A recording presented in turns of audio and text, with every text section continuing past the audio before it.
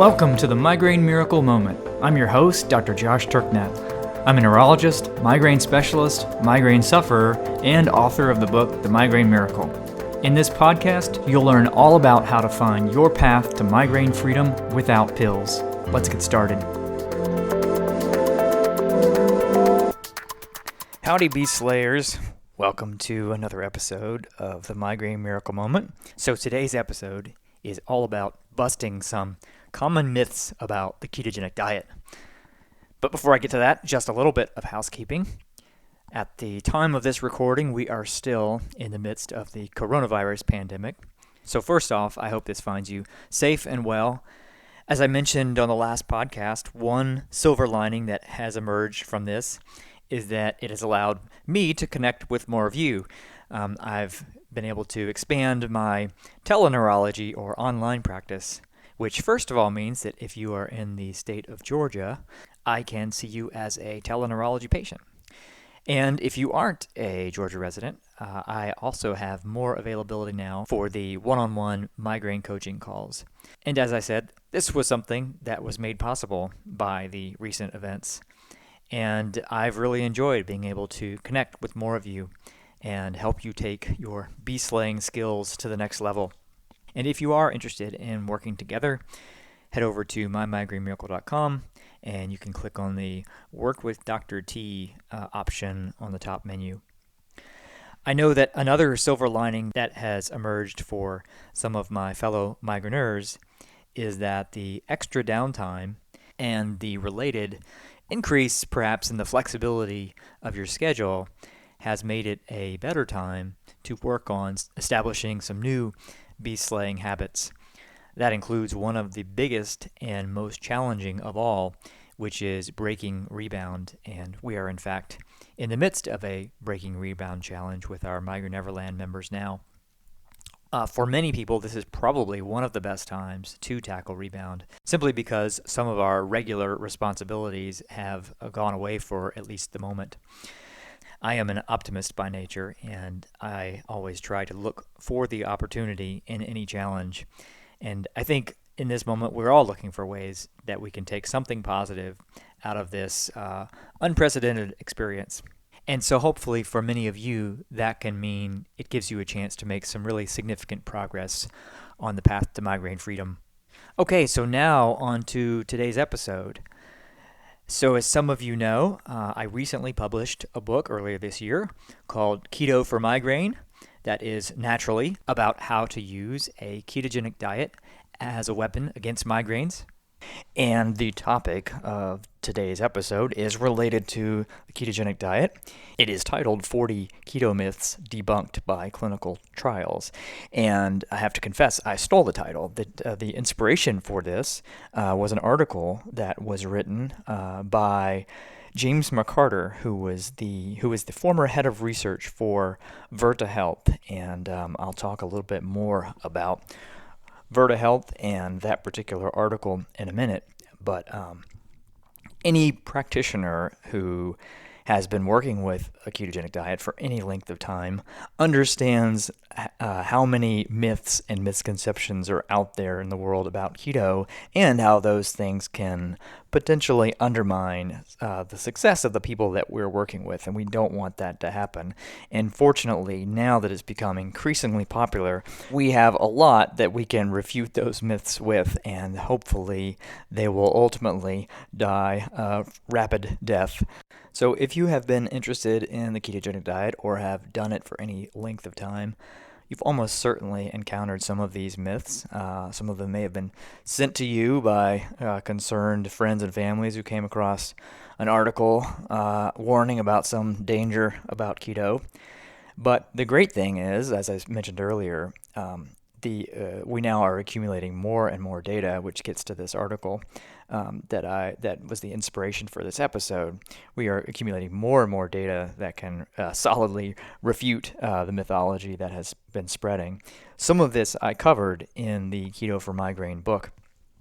Because in my own personal experience, myself and with patients, many of these myths can be refuted. But the nice thing is we now have large data sets that also refute them. So that's what we'll be going over today.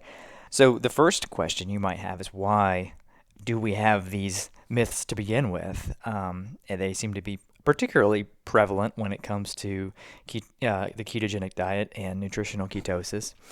And one reason for sure is because of all those years in which fat was vilified as a dietary evil. And in fact, that was the main reason why, despite the fact that we knew that ketogenic diet was an effective therapeutic tool, especially for neurological conditions like epilepsy, that was why it was largely abandoned and not used and not really researched for so long, because of our misplaced fears of fat. And so there are still lingering mythologies about the impact of fat in the diet, the impact of a ketogenic diet on blood cholesterol and so forth. So I'll be addressing that in this episode as well. Some of the other myths and misconceptions out there simply come from just a lack of familiarity with the ketogenic diet, so a lack of understanding about what it is and what it isn't. Some of that has improved with just popularity and exposure. I've mentioned before that even up until a few years ago, if you mentioned ketosis to a healthcare provider, they would have likely thought you were talking about ketoacidosis, which is a different condition that affects diabetics and can be a potentially dangerous one. And so they would have been alarmed at anybody trying to purposefully put themselves into ketosis. And again, just a misconception based on lack of familiarity. And fortunately, that has largely gone away. I think there are much fewer people who would make that mistake today than would have maybe even 2 or 3 years ago, before keto hit escape velocity.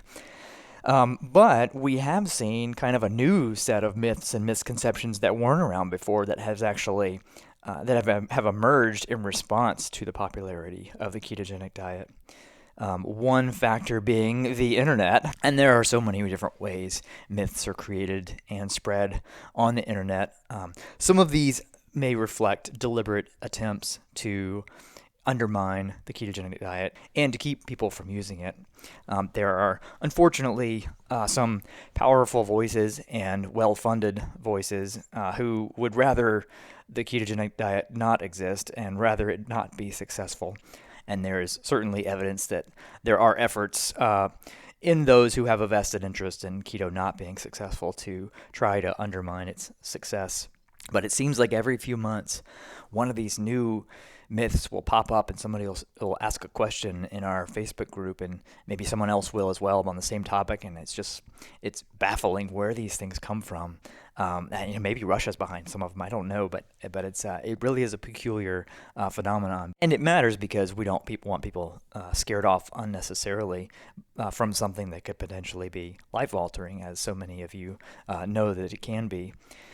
So, like I said before, the good news is keto is being used on a large scale, including by an organization based in the United States known as Virta Health. So, Virta is a company that is providing virtual care to people with diabetes, and specifically with helping to implement a ketogenic diet. And they've been doing this for at least 2 to 3 years now, and have generated incredible results in their patients. So where they've been able to essentially reverse the disease so that people no longer need medications and can manage it just fine with a ketogenic diet and maintain normal blood glucose levels, which is extraordinary. Getting results there that we just don't see with pharmaceuticals, which of course the same could be said for an ancestral diet for migraines, as well as an ancestral diet with ketogenic range carbohydrate restriction, as discussed in the book Keto for Migraines. So yeah, if you have any friends or family who are diabetic, that's a great place to refer them to. It's a VIRTA. So they are also collecting lots of data and publishing research on their results, and it is that a large set of data that is now allowing us to firmly refute many of the myths and misconceptions that have spread. So in this episode, I'll be covering kind of the top 12 myths about the ketogenic diet that have been refuted by the data. So the first one, which is one that's brought up oftentimes in migraine communities, is that keto will cause hypoglycemia or low blood sugar. So I've covered this topic twice in prior episodes, this topic of hypoglycemia and its relationship to migraine and all of the mythology that surrounds that. So it is one of those enduring myths about migraines that low blood sugar causes migraines, and that if you don't eat carbohydrates regularly, it will cause migraine. So a terribly harmful idea that has been responsible for countless migraines, but it also leads people to worry about a low carbohydrate diet causing hypoglycemia and then causing migraines. Well, we can say that a ketogenic diet does not cause hypoglycemia. People think that this will happen because if you don't eat sugar, we think that we're going to have low blood sugar. But the reason this doesn't cause hypoglycemia is because the body has stores of sugar that it can tap into, and it can also synthesize sugar in a process known as gluconeogenesis. So in all of the patients across the nation who have been in the Virta Health data set, there have been no instances of symptomatic hypoglycemia while patients were in ketosis. Myth number 2 is that keto will deprive the brain of glucose. So this is related to the first one.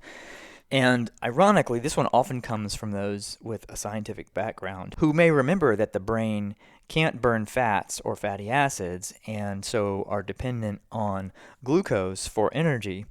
However, number one, if they forget about the fact that we have our own stores of glucose, and we also can manufacture it for gluconeogenesis, as well as the super important fact that the reason nutritional ketosis is so beneficial is that the brain can burn it for energy as well. So, when glucose supplies are insufficient, ketosis is an alternative, and by all indications, a better alternative in many ways. So we know that ketones seem to be protective against migraines and seizures, and there continues to emerge more evidence that they are protective against neurodegenerative disorders like Alzheimer's and Parkinson's. It was also reported that the patient's daily ratings of mood and energy improved, and patients reported reduced symptoms of depression while in ketosis, which also fits with other anecdotal observations. So brains just seem to be happier on ketones in multiple ways.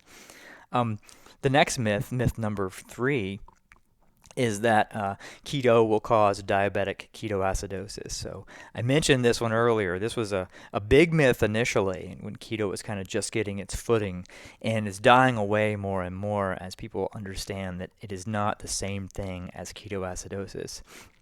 And even in this population of diabetics, there was not a single event of diabetic ketoacidosis in the diabetic patients in ketosis, nor any evidence of metabolic acidosis at all. So that's another one that can be put to rest entirely. So again, many patients were cautioned by people with some healthcare background or nutrition background in the initial days of the keto fad. Many people were discouraged from keto because of this concern that it would cause ketoacidosis, and again, that the data puts that one to rest as well.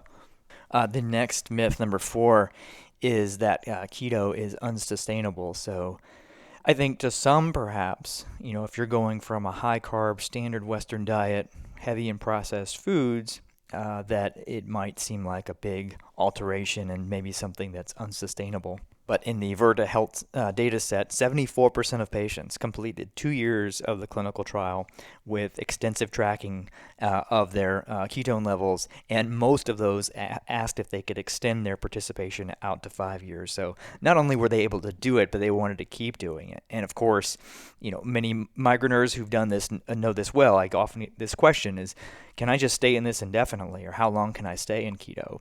People are not looking to go back saying, oh, this is too hard. When can I stop? The more common question is, how long can this keep going? So yes, it requires changing some habits, which is always hard, but once those new habits are established and people start feeling better, that's really what helps sustain it. The next myth is a big one, which is that keto will worsen the blood lipid profile or blood cholesterol. Now, I've talked about this at length in prior podcasts about the impact of carbohydrate reduction and higher fat on blood cholesterol, on blood lipids. But the take-home message with particularly a ketogenic diet is that we see favorable shifts in all of the markers, all of the blood lipid markers. So from this particular study in Virta Health, patients showed improvement in triglycerides and HDL cholesterol, which we always see. Also, it says, while calculated LDL cholesterol rose, there was no change in the mean number of LDL particles as measured by both NMR lipoprofile and apolipoprotein B. There was a favorable shift of LDL subtype from small dense LDL to large buoyant LDL. So again, the oversimplified version of blood lipids that has been given to people over the past couple of decades is a big part of the problem in why people find it hard to interpret these tests and why they're so often misinterpreted. So just to review what was said there. So what's consistently seen after someone adopts a ketogenic diet is improvement in triglycerides and HDL cholesterol. So triglycerides go down, HDL cholesterol goes up. Both of those are associated with significant reductions in cardiovascular risk.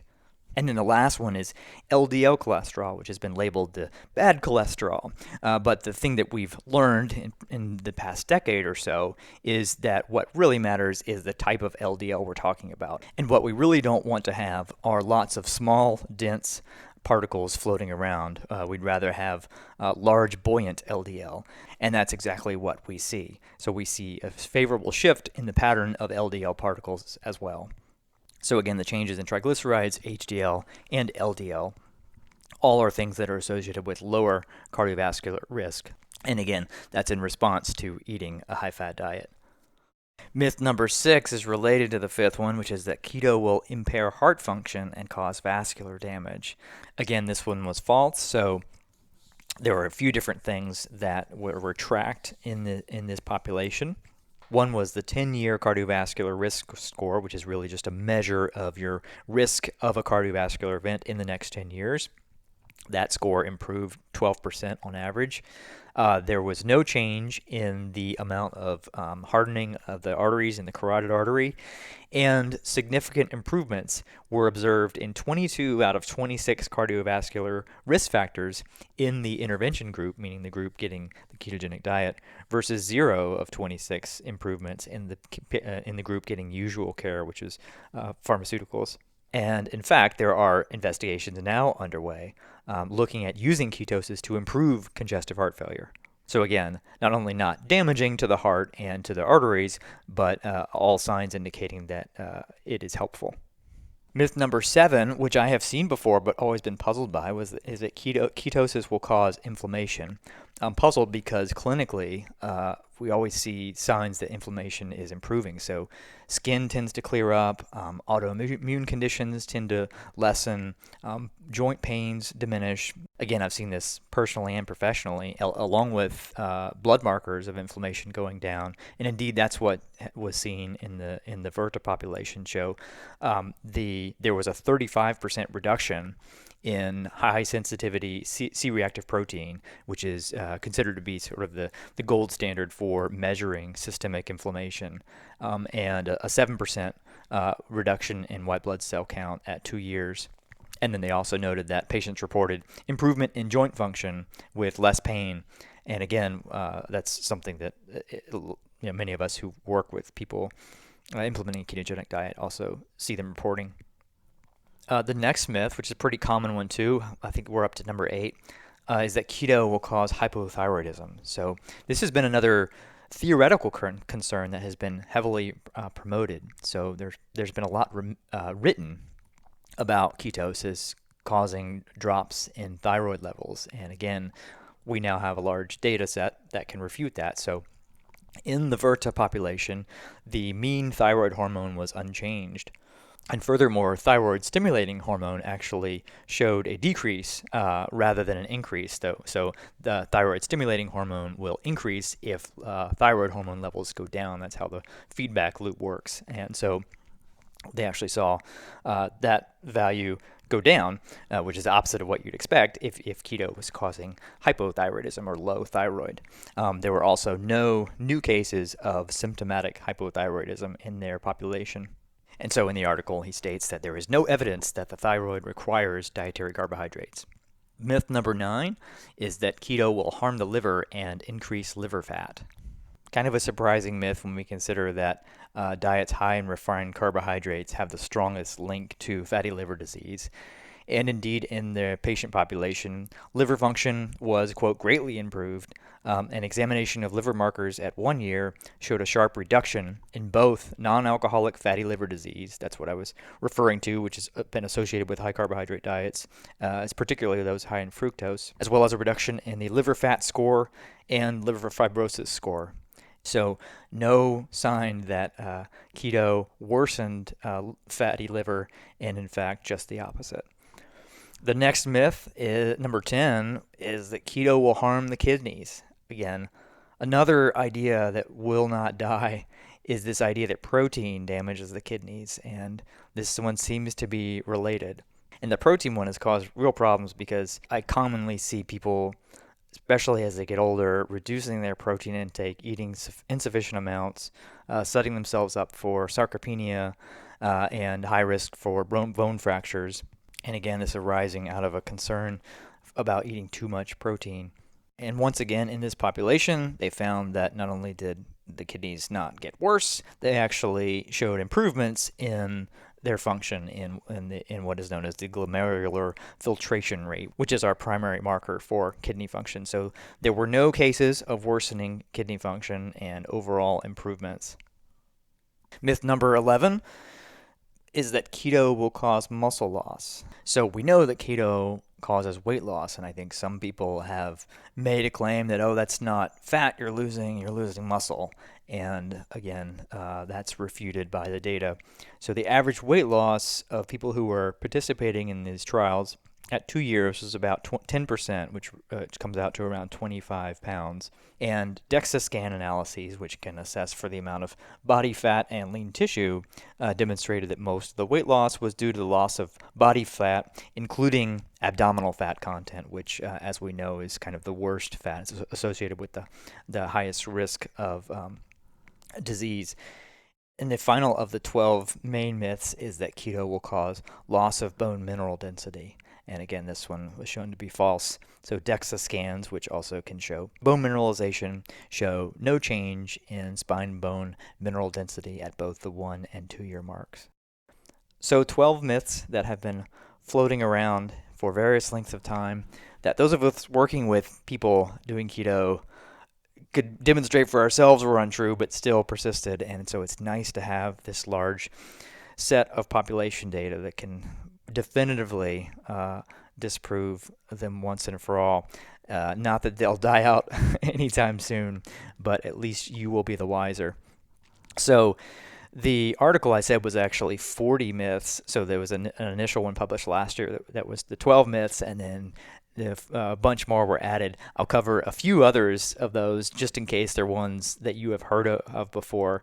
So again, some of the highlights. One was that keto will cause the keto flu. So I'm sure many of you are familiar with that term. It's kind of the term that describes flu-like symptoms that people can experience during the transition to keto.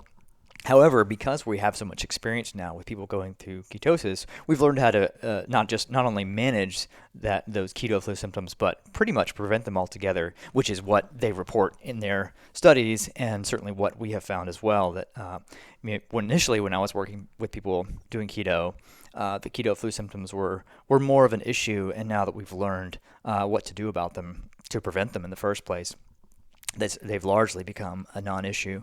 I personally experienced them myself years ago when I first went into keto, but again, like I said, I go in and out all the time now and don't experience it at all. And again, how to prevent and manage that is covered in the book as well. And another myth which has come about in our community is that keto will cause gallstones, or that people without a gallbladder can't eat a ketogenic diet. And I know there are still doctors out there who are advising this. So the gallbladder is actually stimulated by fat, and so gallstones form So when you are not stimulating the gallbladder, meaning eating either a low-calorie or low-fat diet, that is the condition that sets people up for gallstones. So again, in the study population, no issues with gallstones, and they report many people without gallbladders doing quite well. Another myth they report busting is that keto disrupts the microbiome. So one concern people have had is that if you consume less fiber in the diet, you might lose some of your beneficial gut bacteria who feed on that fiber. And while it is true that that any dietary change is going to alter the microbiome, or sort of the entire ecosystem of bacteria and microorganisms in the gut, there is no evidence that the alteration produced by a ketogenic diet is inferior to the microbiome that existed prior to that.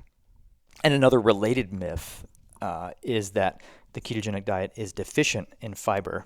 So here, a little bit of nuance helps. So there are two kinds of fiber: insoluble fiber and soluble fiber. So insoluble fiber is fiber that we can't digest at all.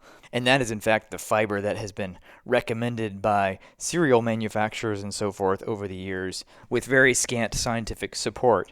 But the other kind of fiber is soluble fiber, which you can find in abundance in non-starchy plant matter, which you can eat quite a bit of on a ketogenic diet. And this is what provides food for some of the microorganisms in the gut, particularly the ones that we would like to keep around that we consider good gut bugs. So again, no reason that you can't get plenty of fiber on a ketogenic diet. And then the last myth, which is kind of hysterical, is that keto will cause a condition known as keto crotch. And I'm closing with this one because it is both funny and illustrative of the world we live in. So I mentioned earlier that there are some powerful and well-funded voices who would rather the ketogenic diet not exist. And it turns out that the term keto crotch was invented by a PR firm. So there are actually PR firms out there who've been hired to spread fake news about keto. And one of those fake news items was this idea that keto can cause keto crotch. And I'm sure that is not the only myth out there that was generated by one of these firms or somebody that was hired to spread misinformation about the ketogenic diet. So who might be hiring these people to spread misinformation about the ketogenic diet? I will leave that for you to decide. It may be the same ones who attacked my book on Amazon, but I expect this sort of thing to continue for quite some time. Again, health and healthcare is big business, and becoming empowered to think for yourself and to recognize good sources of information that can help you separate fact from fiction is more important than ever. So hopefully you've found this episode helpful, and hopefully it's given some of you some peace of mind about any concerns you may have had, and maybe provide you some ammunition in the face of other people who might direct their concerns your way. So the transcript of this episode will be available on the page on the website, mymigrainemiracle.com, and in the show notes for this episode. And I'll also post a link to the original article from Virta Health on the 40 myths of the ketogenic diet debunked by clinical trials. And again, if you have anybody in your family with diabetes and you are friends or whatever, and you want to turn them on to the ketogenic diet, give them a referral to Virta. They're doing great work and getting excellent results. And again, if you are ready to see what this keto thing is all about yourself, the book Keto for Migraine is available, both in Kindle and paperback, and the audiobook version should be available soon. Again, you'll find a link to that in the show notes as well, or you can just go to Amazon and search Keto for Migraine. All right, thanks so much for listening. Now it's time to go out and slay the beast.